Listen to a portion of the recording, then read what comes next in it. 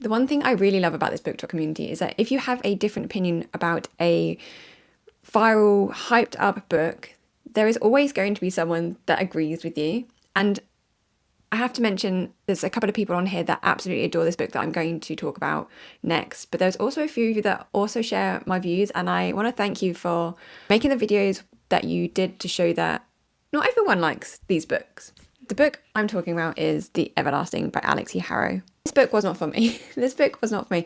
And I think it's because of the time travel trope is just something my brain just doesn't enjoy.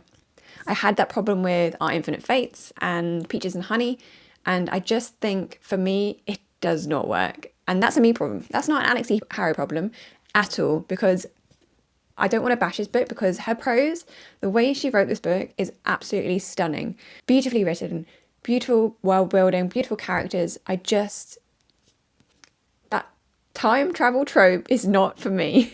I actually also went into this book thinking it was going to be very deeply romantic, and I didn't feel that way completely. I actually thought this leaned far more into a political fantasy than it was a romantic fantasy. The romance of the story felt more like a byproduct. What stood out to me more in this book was the idea of myth making and how history can be rewritten, reshaped, twisted by people in power.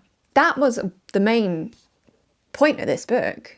And that was such a strong message that I really didn't get in some of the reviews. I think because of that, I just didn't feel a massive connection to the characters, especially Owen. The parts of the story I really enjoyed were Una's perspective and her emotions towards the Queen, who both made and unmade her.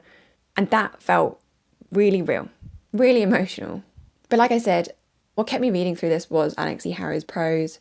And I can absolutely understand why this is a lot of people's 5-star.